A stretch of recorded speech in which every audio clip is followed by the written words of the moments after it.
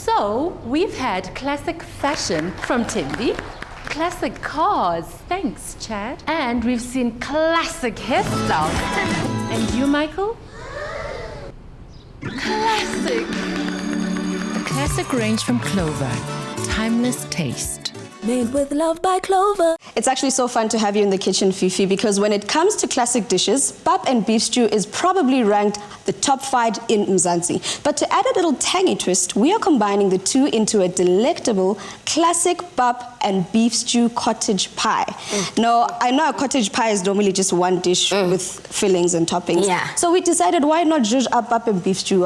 People buy it, but like you get tired of eating it the same way, right? I know. I'm excited to actually taste this because I've never had the pie. But I want to put you on blast. You just said you don't know how to make pap. No, let me tell you actually a crazy story. When I was like 9 years old, my mom tried to teach me how to make pap, and then it burnt me, and ever since she was like, don't ever cook pap again. So I don't know, every time I want pap, my sister knows. Poor sister. I'm sure she's good. After this, you shouldn't have to. My sister, I got you from today. Sorted. So to start off with your pap, you've got some rapidly boiling water. I've just turned it down now because, as we all know, whenever you make pap, it bubbles up and you don't want to get injured. So to avoid that, the water's been boiling very rapidly, very hot. But all we do now is I'm going to turn it down for you so you can at least put the stuff in there, the maize meal. Okay, but I'm going to ask you to just start with adding salt, because I get about, you said you put salt in your pap, yes? Yes. You do. Perfect. Yeah. So into the water, just a little bit, not all of it. Just perfect. And then you just go in with the rest of the pufuke maize meal, by the way, and you just whisk it up with a wooden spoon. So do your thing. I'll be watching from afar just to make sure you don't hurt yourself. Pray for me. And you just go in with all of it while you're, again, all of it, all at once, kaufela, and then fold it in quickly. And then once it's all covered in liquid, all covered in that hot water. It's about to it's about to go down. Elbow grease, Mama Kel. Yes, while you're doing that, I'm going to get started with the filling for our Pap and Beef stew cottage pie. I've got some onions here that I've sauteed nicely. And to go into there, some carrots go in there.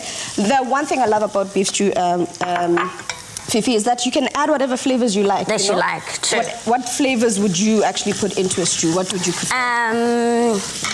Like I said, I love hot food, so it's got to be something spicy, it's got to be something hot. But I use chicken spice most of the time for everything that I do, whether it's beef, whether it's what. But I love chicken spice. I feel like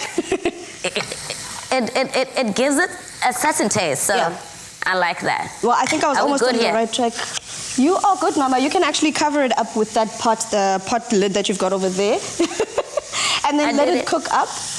Now you can actually turn it down to medium to low heat, because now you just want it to cook up and be nice and soft. Yeah.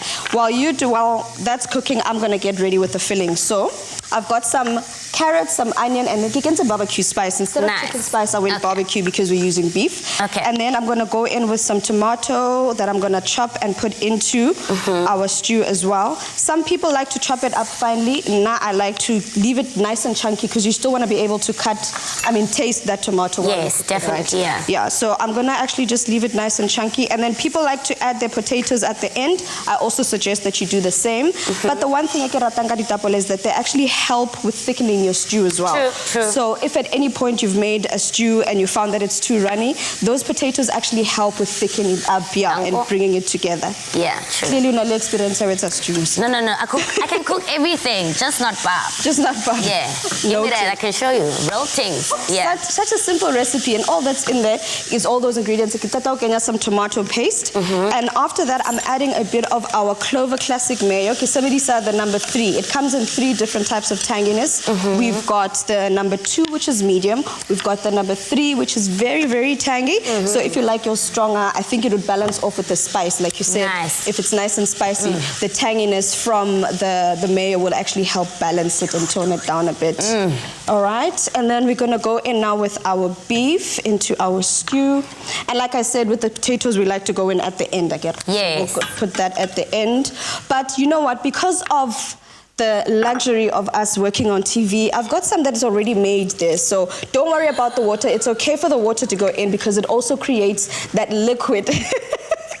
It creates that liquid that the meat needs to cook up because you don't want it to be too dry. And then that is it, South Africa. Leave the potatoes on top because they're going to steam from all the liquid that goes into there. Wow.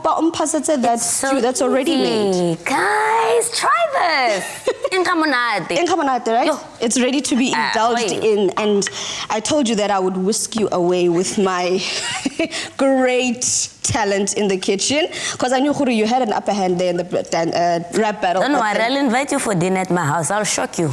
All right, South Africa, you heard it. We'll be rapping and cooking away together and challenging each other in different ways. So let's go. Basically, once that's done, Mama, once your pap is cooked, you don't want it to be too hard. You want it to be nice and soft so you can basically pile it onto your pap. So this is what you do here. I'm just going to hoe it on. And the one thing I love about cottage pie, because it's the kind of dish that it is, you don't have to worry about, oh my gosh, it's not filling the whole place. It's okay because all you do is you use, while it's still soft, you use a fork to just spread it out. You want some of the meat to actually still show on there because you want it to bubble up and create that beautiful crust from it cooking. And then the inside is nice and soft and delicious, and then the flavors just smell together. You're gonna bake this now at a very high temperature, depending on your oven, anywhere from 200 to 220 degrees for about 5 to 10 minutes, just so it gets that nice crisp skoko on top. Yes. And that's basically it. You've enjoyed, you've made your dish. And if you want the recipe details, South Africa, go to afternoonexpress.co.za. But in case you missed it, here are the steps. Here's a quick recap.